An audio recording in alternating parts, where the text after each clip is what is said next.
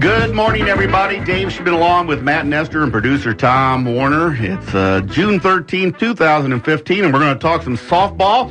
Today in the Class 3A state finals, weather permitting, hopefully it's going to be okay. Marengo will take on Washington for a chance to win the Class 3A title. And with us, we have a special guest, the head coach, Dwain Nance. Hey, Coach, congratulations, and looks like it's going to be a good day for you guys. Yes, it is. It's supposed to, they moved our games up to 9 o'clock to avoid some rain. We had a lot of rain delays yesterday, so we're pretty excited about playing in the state championship. Well, you got a great pitcher there. How big is that when you get to this kind of a level? Obviously to have, everybody's got their ace that they like to lean on, but when you've got one that's that good, how key is that in this game like this?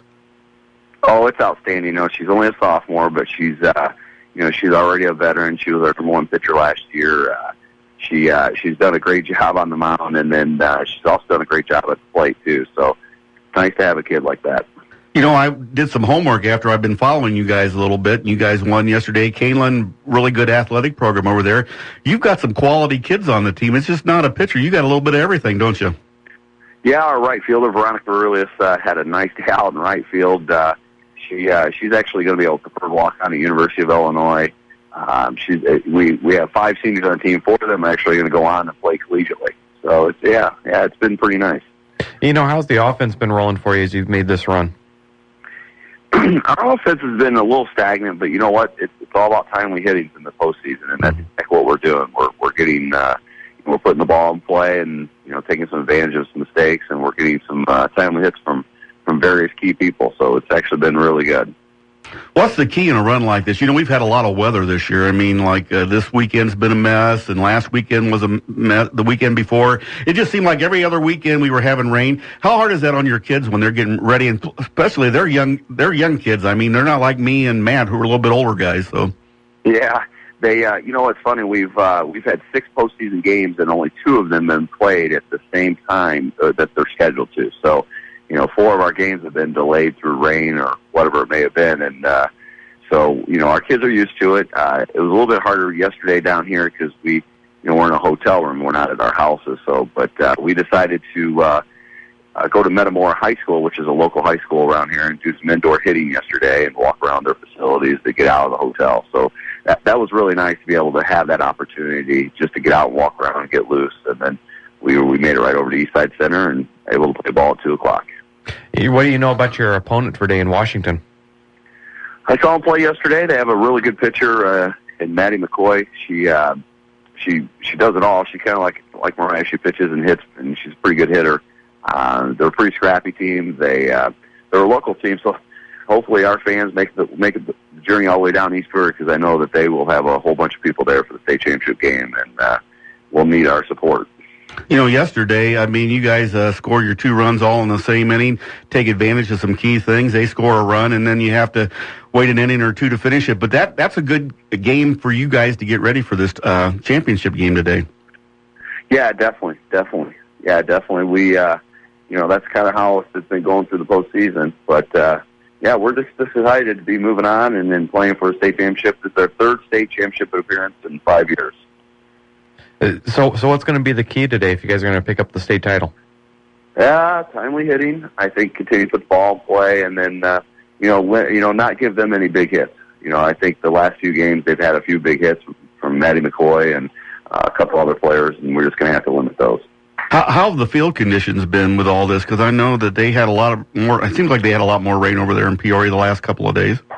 Yeah, the field conditions are outstanding. The infield's awesome. They've had a tarp on the field. The outfield was a little wet yesterday, a little slippery. It's I'm sure today it should be a little bit drier. This morning it seems sunny and dry, so it should be a little bit better today than it was yesterday.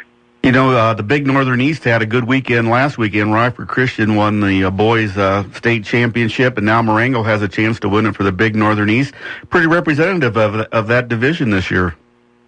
Yeah. I think the Big Northern's a great conference. I think that up and down and through all the sports, we're competitive at the state level.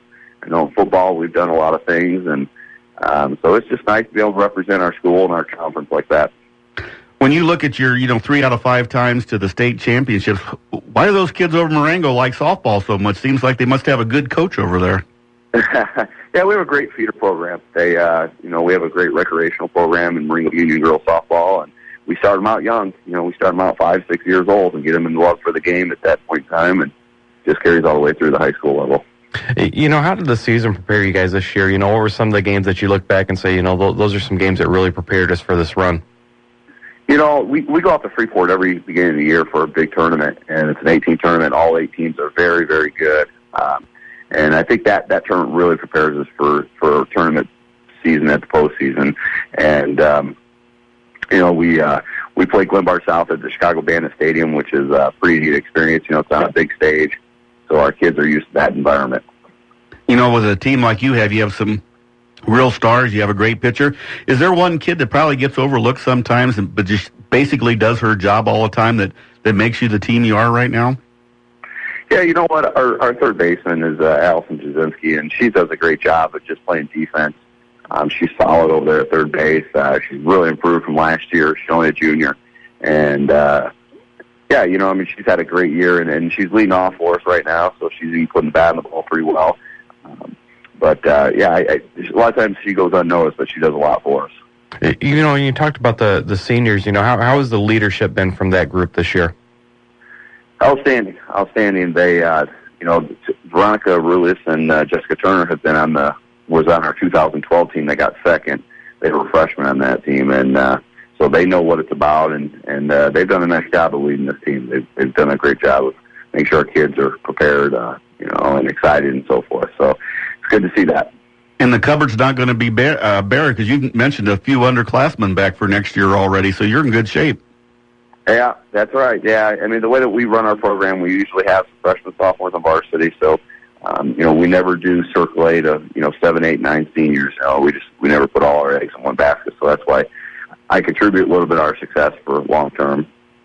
You mentioned having a good feeder program, and I think any good program, in any sports, we're going to have something like that. How much work do you put into some of that lower level stuff and some of that feeder program?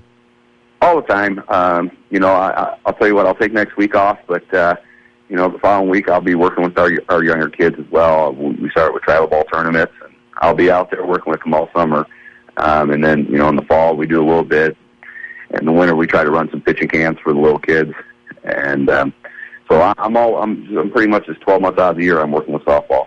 How important is fundamentals teaching young kids as they get ready to come to Marengo and be a future Indian? Yeah, that's very important. It's funny because our kids practice. They think our practices are repetitious and boring because they keep on doing the same things, throwing, catching, fielding, hitting. But that's what wins ball games, the fundamentals. When you look back so far on all this going on, what's something that you're going to remember about this year's run for Marengo to the state final game? I just think that the team chemistry. I think that we have a bunch of great kids. They get along really, really well. They persevered through this. They've done an outstanding job. And, Coach, we just thank you for taking time. I got a hold of you late last night. I got back a nice answer.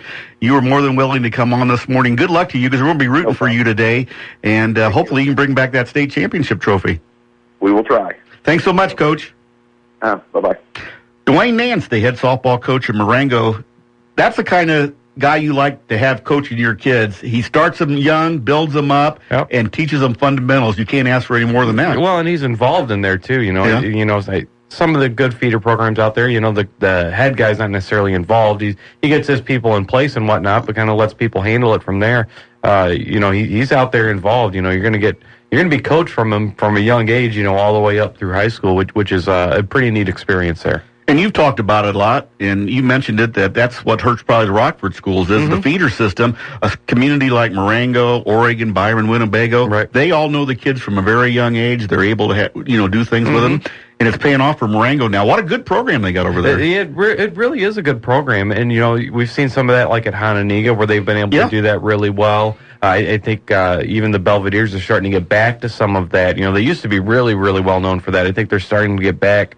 Now that they've kind of had their separation for a while. Rockford's starting to do it some. They're trying real hard. The problem with Rockford, though, is, kids move and then end up at a different school or, for one reason or another. And that's kind of the hard part is sometimes you don't always know who you're going to have there. So you work on a kid for a couple of years and all of a sudden he's at a different school. So that's kind of tough, but it's really good. Boylan's always been known for that too. With some of their feeder programs and things like that. And good luck to Marengo. They Yes. represent the big Northern East. Too bad that division's not going to be around in a year or so. Well, I think it may not be around this year, but congratulations to Marengo, and thanks to Coach Dwain Nance for taking time. We're going to take a news timeout. When we get back, Fun with Gordy. You don't want to miss this segment, do you? Yeah, we're going to be talking about all sorts of logical rules. Yeah, and we're also going to talk about dancing with his daughters, because I know they dance a lot. You're listening to the Stateline Sports Hour here on News Talk 1440 WROK.